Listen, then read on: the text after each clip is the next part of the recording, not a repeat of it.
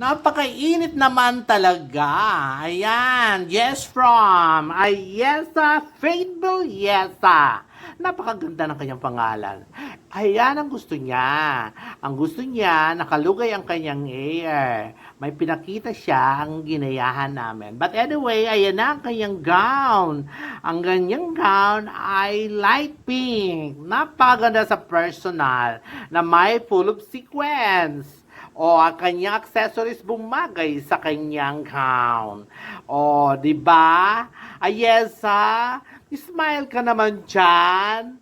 O, di ba nga?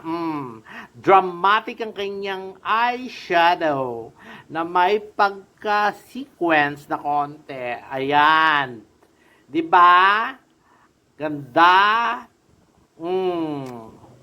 Nag-smile na siya. Konting smile lang. Ayan. Ayan na. Lalabas na siya. Ganda. Bye-bye, Ayesa. Bye-bye po. Ganda. Zelda Bilyesa, thank you so much. Mwah!